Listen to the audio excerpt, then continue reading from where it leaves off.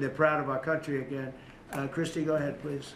Well, sir, thank you for your leadership and for deploying all of government to help us keep our country safe. You have talked extensively about how threatened our ICE officers are, but all of our law enforcement out there.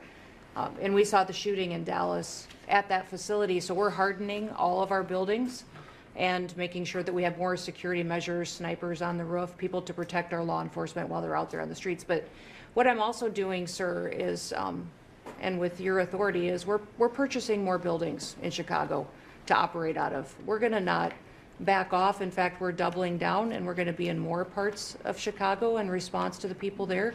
And then I was there a few days ago and looked at some facilities that we can deploy more law enforcement out of, because what they're trying to do with these riots and violence is distract us and keep us from going after those murderers and rapists that are out on the streets. And then I was in Portland, went out and back on Tuesday and met with the governor, met with the mayor, met with the chief of police and the superintendent of the highway patrol. They are all lying and disingenuous and dishonest people, because as soon as you leave the room, then they make the exact opposite response. So we're looking at new facilities to purchase. They're in Portland too, and we're going to double down. And I told them if they didn't meet our demands for safety and security on the streets and work with us, then we were going to bring in more federal law enforcement. So I want to thank Pete and the Department of War for all their help. They've been fantastic. But while we fight litigation and work with Pam on that, we're going to send more of our resources and men and women out there to keep everybody safe. So no worries. What we see in DC and what we see in Memphis for benefits for people in the safety and security, we'll see that in Chicago and Portland. And the numbers in Memphis, it's only a week, but the numbers That's right. have been amazing, I understand. That's exactly right. The crime numbers are way down. Fantastic, and it shows what a partnership can be between local law enforcement and the federal government. And if we have to do it the hard way in Portland and Chicago, we will. But the people demand the safety. My lawyers are in court right now as we speak for you, arguing in Chicago and Portland to keep them safe, to bring in the guard. The government doesn't want it there, but we do. We're going to keep their citizens safe thanks to The people you. want it.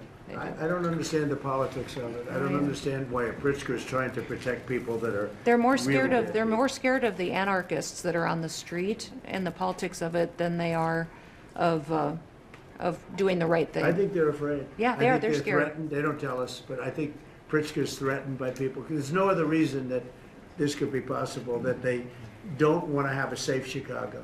And we can solve the problem very quickly. And we're doing that anyway, regardless of if he doesn't want it or if he does want it, we're doing it anyway. So make sure.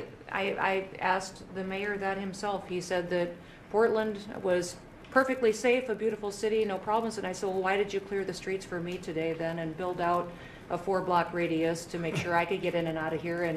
And these people on the street screaming death to ICE. There's graffiti that says Molotovs melt ice.